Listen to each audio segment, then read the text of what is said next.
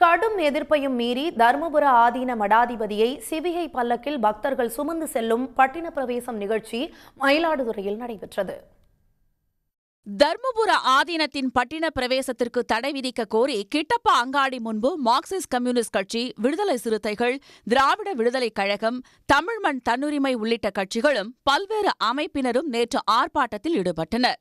மனிதனே பல்லக்கில் தூக்கிச் செல்வது அடிமை முறை என்று கடும் எதிர்ப்பு தெரிவித்தனர். அடிமை முறை பட்டின பிரவேசத்திற்கு தமிழ்நாடு அரசு தடை விதிக்க வேண்டும் என்றும், ஆதீனங்களின் கட்டுப்பாட்டில் உள்ள நிலங்களை அரசு கையகப்படுத்த வேண்டுமென்றும் அவர்கள் வலியுறுத்தினர். நிலவுடைமை சமூகத்தினுடைய அந்த சொச்சம் மிச்சமாக அந்த உழைப்பாளிகளை, விவசாய தொழிலாளர்களை தன்னுடைய பல்லக்க தூக்க வச்சு பவனி வருகிற பட்டின பிரவேசம் இன்னைக்கு நடைபெற இருக்கிறது. பிரச்சனைகள் ஒரு முடிவுக்கு வர வேண்டும். தமிழ்நாடு அரசு இதை உடனடியாக தடை செய்யணும். கடும் எதிர்ப்பையும் மீறி மயிலாடுதுறை தர்மபுர ஆதீனத்தின் பட்டின பிரவேசம் நடைபெற்றது.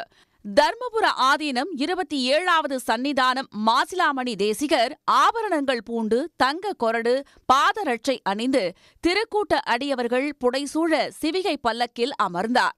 அவரை சுமார் 70 பேர் தோளில் சுமந்து சென்றனர். பல்வேறு ஆட்டம் பாட்டங்களுடன் செவனடியார்கள், பக்தர்கள் புடைசூழ தர்மபுரம் ஆதீனம் சிவிகை பல்லக்கில் அமர்ந்து வீதி உலா சென்றார்.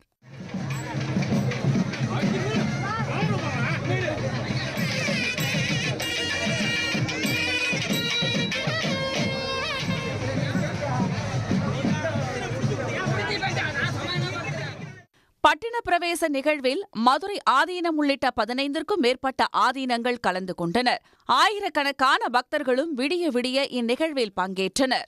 உடனுக்குடன் செய்திகளை தெரிந்து கொள்ள சன் நியூஸ் பெல் ஐகானை கிளிக் பண்ணுங்க.